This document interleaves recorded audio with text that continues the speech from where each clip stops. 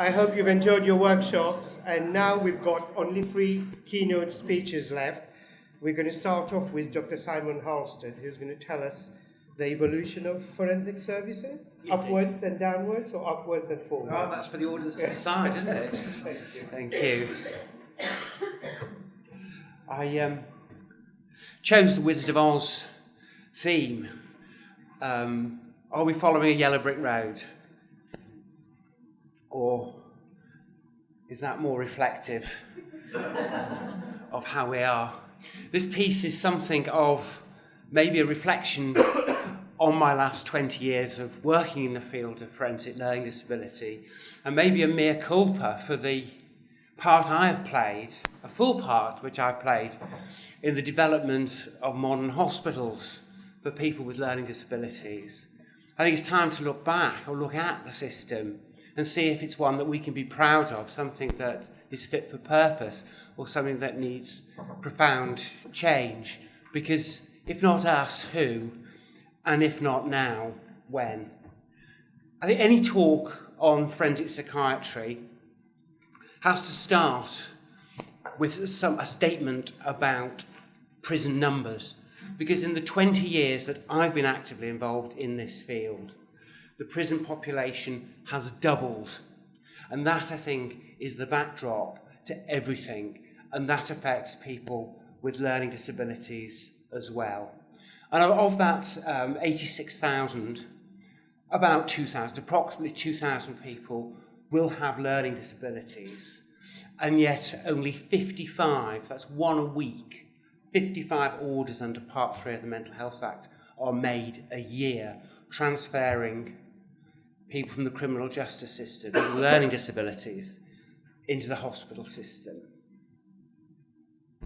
And the key reports, and I know you've already heard about the Bradley report today, and this talk isn't about the prison system, but these are some of the key reports about people with learning disability in the criminal justice system. Let's talk a bit about hospitalisation, because that's the main topic today. At its peak in the 1950s, there were about 100,000 people with learning disabilities living in hospitals. And you remember the figure of about 1 million people in the population, roughly the same then, maybe smaller, but a very, very significant proportion of people with learning disabilities were in hospital. And there's another story behind that and how it happened. And I think many of us are aware that things changed with the report, Better Service for the Mentally Handicapped, in 1971, which kicked off for the deinstitutionalisation and community care movements. And at the moment, currently there are about, with a very small margin, 1,000 people with learning disability who are detained in hospitals in England and Wales under the Mental Health Act 1983. And I want to talk a bit about my journey, this journey of staff, the journey of patients through this system. And as I said, I've spent 20 years of my life very much engaged with the development of the hospital system. And to some extent, I see myself as a gamekeeper turned poacher, in that the majority of what I do now is to do with patients' civil liberties, rather than any way their detention in hospital. And my main concern is what I see as the apparent disconnect between public rhetoric and policy on the one hand, and the lived reality of the patients in hospital on the other. All policies, all promotional literature is positive. They all have pictures of people with smiling faces on the front. Why? I've never worked this out, but they do. But have we in reality created a monster, a sort of sorcerer's apprentice, something which is out of control and maybe too big to fail, and therefore too big to reform?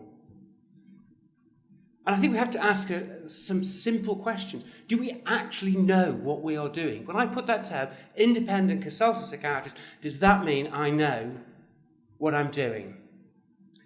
We need to acknowledge the reality of highly dangerous, challenging behaviour and address it in new and creative ways. I don't think anyone would dispute that.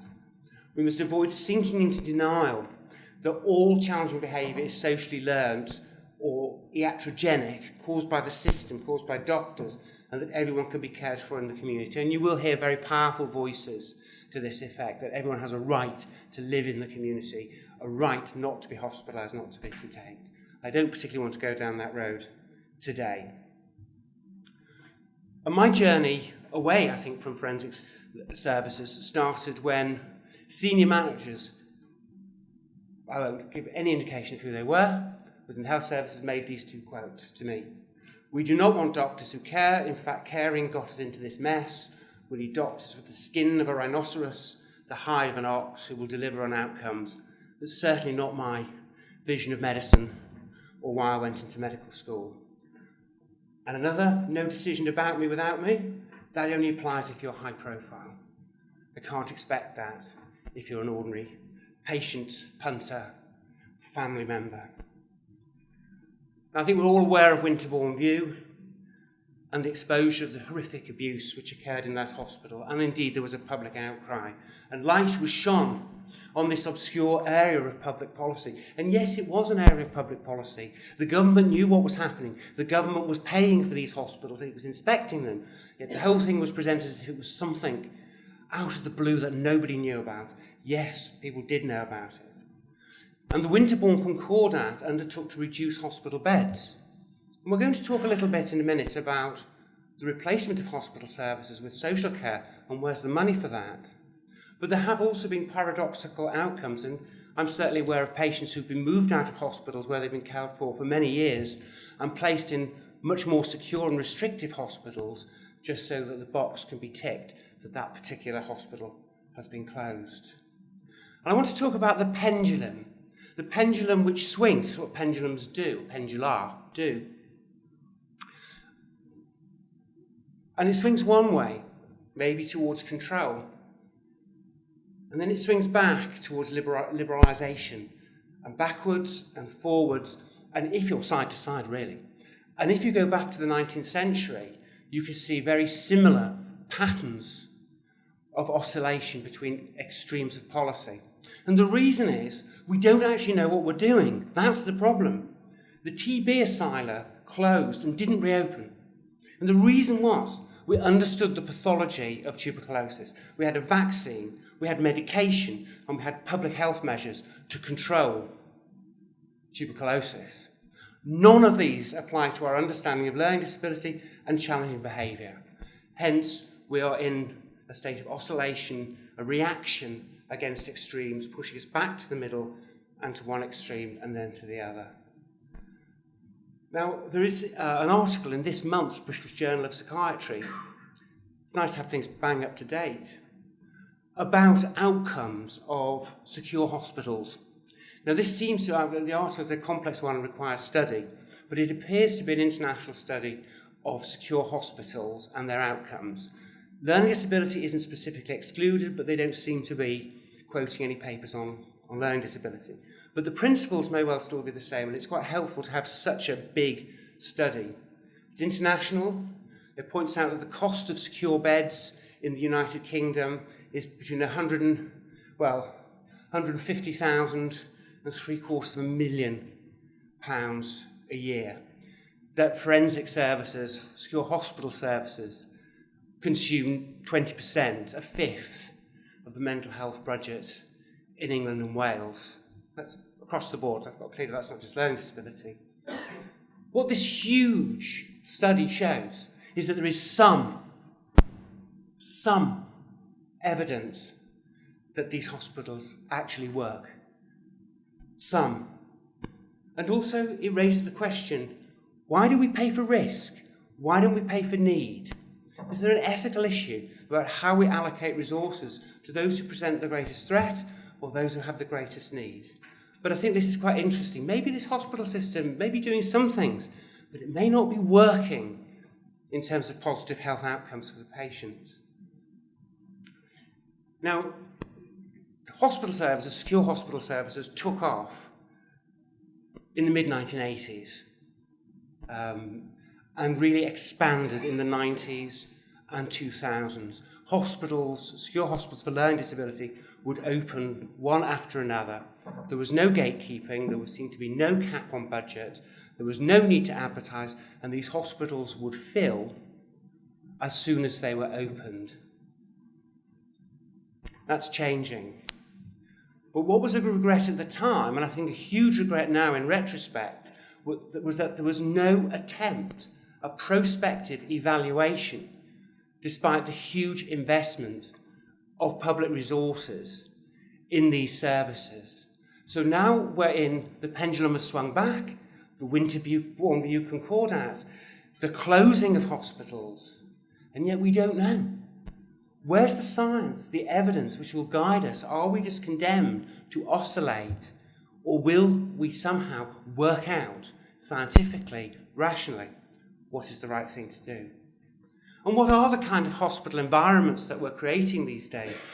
I see hospitals which have multi-storey wards, long corridors painted in magnolia with huge wooden doors which bang. These are austere environments. The nurses sit in fishbowl offices at the computer. The ward environment is dominated by noise, alarms, bells, phones, doors, until people become inured to the environmental noise. There is an impoverished therapeutic environment generally. The alternative therapies have all gone. Music therapy, art therapy, drama, you can go on. They've gone largely. Patients sit round £160,000 a year. Some of these hospital environments certainly fulfil Irving Goffman's criteria for total institutions.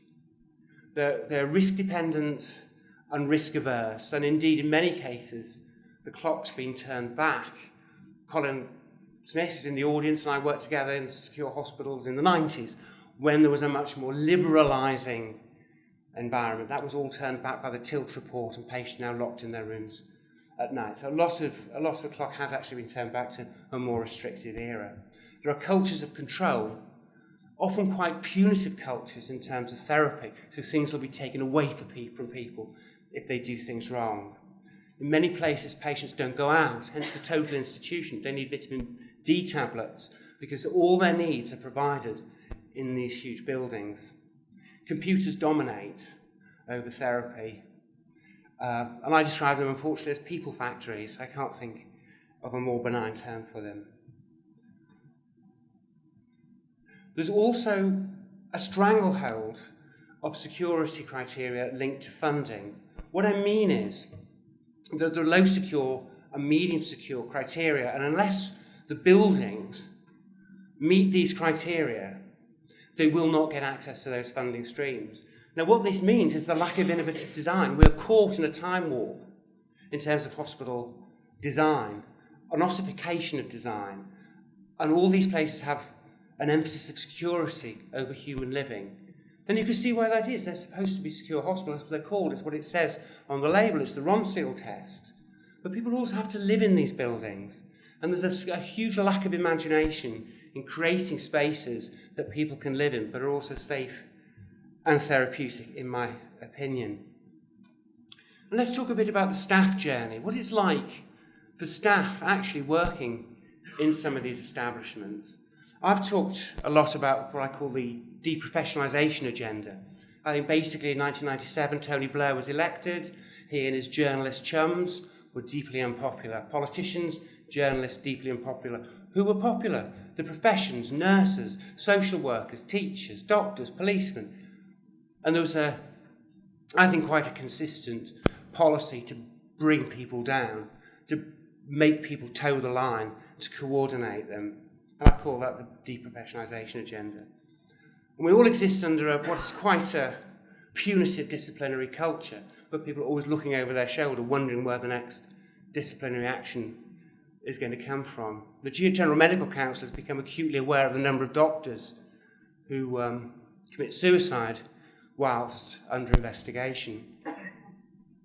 And you get the feeling that the process is actually part of the punishment. Like places like Turkey and China, journalists are arrested, beaten up, and then released, not actually charged. But they're reminded how they should behave without actually being formally condemned. And it's just a matter of opinion. But I certainly feel that the degree of pressure and fear of action inhibits the way we function as professionals. And if anyone doubts this, just Google the case of Graham Hennis, an Oldham social worker, which is much publicised in the news recently. Staff exist under stress and pressure due to staff shortages. It's quite distressing, I find, to see staff nurse literally running round, answering emergencies, phones, trying to give out medication. When the medication is given out incorrectly, there won't be any allowance taken for the fact, oh yes, you were stressed that day, you were short-staffed. The blameometer will let you off, you know. That won't happen. I don't think it's right. I don't think it's right to put professionals, to put people under those degrees of stress where they are highly likely to fail in their professional duties.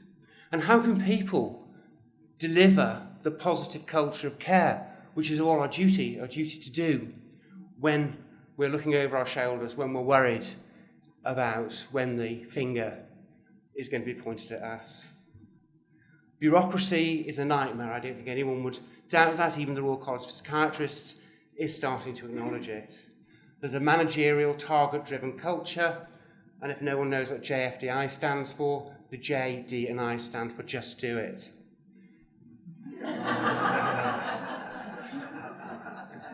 There's an emphasis on compliance.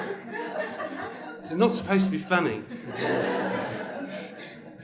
There's an emphasis on compliance and conformity. You do what you're supposed to do. You talk to people and they talk about controlling contracts, gagging clauses to stop them speaking out, micromanagement. I was talking to a doctor recently, just the other day. He has to sign a job plan which specifies where he'll be every 15 minutes of the week. Endless reform of health services, with one reform coming in after the previous one has been bedded down, and every one reform is as essential, apparently, as the one before it. It's incredibly stressful and destabilising for people. Innovation is very much frowned upon. There is a right way of doing it. The right way is set out by policies and procedures, and that's what you do. Direct care is deeply prioritised in this bureaucratic system where meetings and paperwork and computers take precedence over everything else. And one of the things I am particularly concerned about is staff injury. It's something I'll go on about, and there's a very helpful article in this leaflet in the hall, Challenging Behaviour and Learning Disabilities, looking at injuries to carers, family and professional carers. Now, I think it's one of those dark areas that people don't want to talk about. But often you get very low-paid staff on or near the minimum wage, with very little training, suffering very severe injuries. I know a mate of mine comes into this category. There's no compensation because the hospital wasn't negligent in his injury, will never work again. His life is one surgical operation after another and endless pain. And that's it. You wouldn't get that in the police, you wouldn't get it in the army, but in the health service, yes, it's okay. We talk about zero tolerance policies, which are supposed to protect staff, but actually, I think staff injury is an unacceptable reality of care of dangerous people. What about the patient journey? A very esteemed colleague of mine, Sue Johnson, presented a few years ago an altered snakes and ladders game. Quite ingenious. It was on an overhead projector, which had a little grid marked out on the transparency. And in this game, you are the patient with learning disabilities. The difference is, whenever you land on a square, the rules change. You cannot predict what the rules are going to be. And so you have another card. You have to draw a card when you land on a square to tell you what's going to happen. This is to illustrate the arbitrariness of the system for people with learning disabilities. Why somebody gets care, why someone goes to prison, why someone is completely neglected. There's no order or logic to it. Now, we talked a bit about diversion from prison or to prison. And certainly the idea of NHS in-reach to prison is good in that it seeks to improve the healthcare of prisoners with all kinds of illnesses, mental illnesses and other problems. But it can lead to a situation where people are treated in hospital for mental or behavioural disorders without the protections of the Mental Health Act, access to tribunals, etc. The Vowles judgments, for those of you who are into this kind of thing, and I've been involved in 2 of the cases in the Central Criminal Court of Appeal, will greatly restrict further the access of offenders with learning disability without mental illness to hospital disposal. And then there's the thorny issue of what we call preventive detention. That is, people who are detained under the civil sections of the Mental Health Act, not the forensic sections. They haven't been convicted by a court and yet may face many, many years in prison, in hospital, on the grounds of risk for the protection of other people, but without ever having been convicted of an offence. Patients are disempowered, institutionalised. They have experienced a lack of choice in therapies. We do assessments. We tell the patient what you're going to get. You need clozapine. You need DBT. You need this. Where's the choice? I would like to do art therapy. I'd like to do music therapy. I'd like aromatherapy, please. And now, increasingly, we're enforcing pathways. Have you come across this term, pathways? So your journey through the system will be determined by which pathway you're on, which further diminishes the options and choices available to the patients. Despite the Mansell reports, the late Jim Mansell, people are still cared for in hospitals far away from their families. Another issue which is a great concern to me is the unscientific use of medication for the control of challenging behaviour. Could go on about this all day, but this is a run-through, another detailed examination of each item. The use of seclusion and longer-term segregation to control behaviour. And this is a contentious area of the use of mechanical restraint. It's very unpopular, culturally very unpopular in this country, but it's commonly used in Europe and other nations which have signed up to the European Convention on Human Rights. It is contentious. It will provoke a variety of passionate opinions for and against, but it is possible that by the use of modern techniques like the Pinel belt, which are less restrictive and non-painful, that some people could be helped to access more normal activities rather than being secluded or segregated. But it's actually one of those issues, again, which is very, very, you cannot raise it because of cultural issues, but I think it needs to be discussed. And then finally, there's the issue of exclusion. When patients have a lot of noise around them, a lot of agitation, maybe some press reports, maybe difficult relatives, the hospital can't take the risk. They feel they cannot take the risk of admitting the patient, so they end up maybe in the criminal justice system. Now, I may appear to be contradicting myself in some of the things I've been saying here, but it is actually a mishmash. It is actually quite an arbitrary system of who gets care, what kind of care they get. Cuts and blame. Reduction in services do not result in reduction in blame. For instance, child protection services we've heard about in the newspaper and the radio, television ad nauseam. Social workers are the front line of blame for failures, whereas actually it's cuts to their department and cuts in staffing. And the same principle applies to hospitals. And the blame is pushed down from those who are cutting the budgets down onto the frontline staff who take responsibility. And of course, the budgetary division between health and social services means the hospital is actually quite a convenient place to warehouse people who would otherwise put a strain on the impoverished social service budget. So a little bit about the law. Keep my eye very carefully on the time. We've talked a bit about administrative detention, but I want to say a little tiny bit about the Mental Capacity Act. First of all, it results in tortuous and prolonged proceedings in the Court of Protection and in the High Court, which are very expensive and take a very long time for decisions to be made.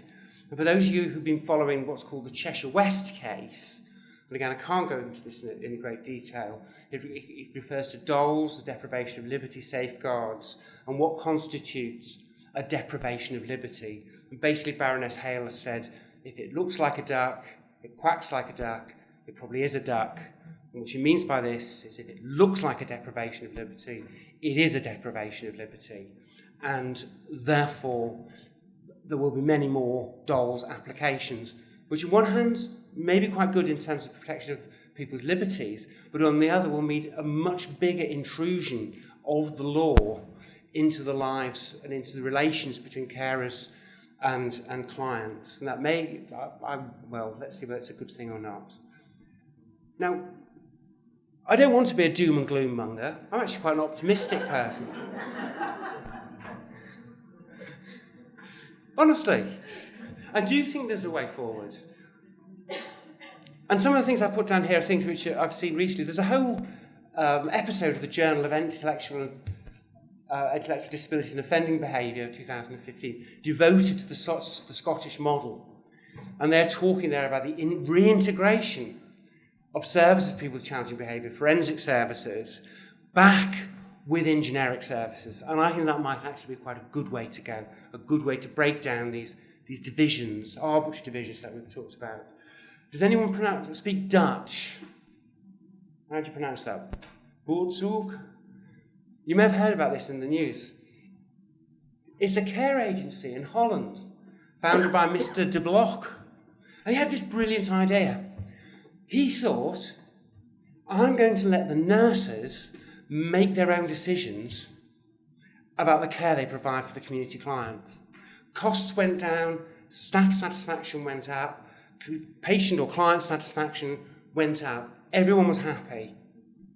And he was on the telly talking about this. He said, in the 70s, we used to make decisions for ourselves. I had this brilliant idea. We'll do it now. We'll let the nurses choose. And all the indicators, freeing the professionals from controls, actually produced an all-round better service. Now, I know it isn't a forensic service, but it's an indication of what people can do if they're allowed to get on and do the job they're good at and they've been trained to do.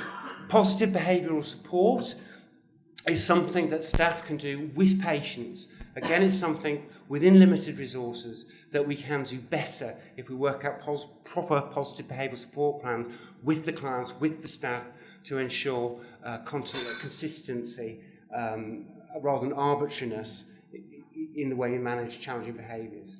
I think we should plumb all the sciences and arts, the neurosciences, the frontiers of psychology and the arts to find new ways of actually helping people, rather than saying it's clozapine and DBT, well, that's what we do. Actually going out and looking, what will help? What can we take from here, take from there, which might actually make a difference, and test it. Don't just do it because you want to do it, but test it. Does it work? Innovative models of care. Let people think. That's what we can do. We're the people who think of new ways of doing things, better ways of doing things, and innovative design. I talked a bit about how architecture is stuck in tram lines because of regulations. Let's think of new ways, maybe recyclable buildings, prefabricated buildings which could be changed as care models, lifted out by a crane, replaced by a new one, which actually is more suitable to a new care package, rather than saying, well, this one's going to last 100 years, so we're stuck with it. Just that's off the top of my head, but there'll be loads of ways in which we can think about better designs for caring for people. And I also think telling the truth above everything is important.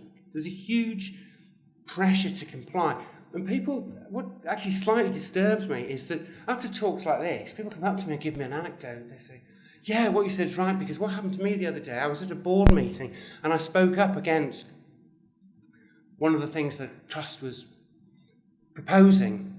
No one said anything at the time, but when I got out, 3 formal complaints were made against me. People tell you about their experiences of living in working in these controlling environments. And I think resistance, we've seen the junior doctors strike, but when you just leaf through the professional literature, I feel there is a tide of resistance. It's maybe the right time to start talking about change. People in the literature I just think have a much more resistive attitude, much less likely to do as they're told. I think reasserting professional integrity and independence. And above all, rigorous research. Don't do it because I tell you. Don't do this because you like it appeals to you. Does it work? It doesn't have to work for everybody. It might work for this particular person. Pet therapy may be the best thing for X and not for Y. It could be anything. test it out even on individual patients, but always look for the evidence, not the ideology. My humble contributions to all this has been a follow-up study on the Eric Shepherd unit, which we published 20 years ago, and has been followed up since, which showed huge, almost unbelievably positive results. Can't help that, that's how it turned out. And we've also had an research interest in the effects of seclusion and restraint on patients and staff, their emotional reactions to intrusive physical interventions. And most recently, a paper I got published in a Royal College of Psychiatrists volume on learning disabilities. I can't imagine why they published it, because it was all like this. But maybe people are more receptive to a message which says, think about things, look at it, question it, don't just accept. We are not the North Korean Parliament. And above all, I want to be wrong. I want hands to go up and say, Simon, you're wrong. It's fine. Take the green pills. You'll feel a lot better. I want to spend more time with my tortoises. But the problem is that people come and tell me, yes, I've experienced that in my work environment. And the last word I'd like to leave for a very wise colleague, Dr. Welfare. He said this to me many years ago, and it's always stuck with me.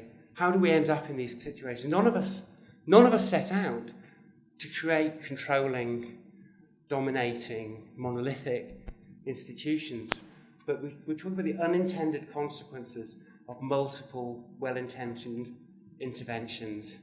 So thank you all very much.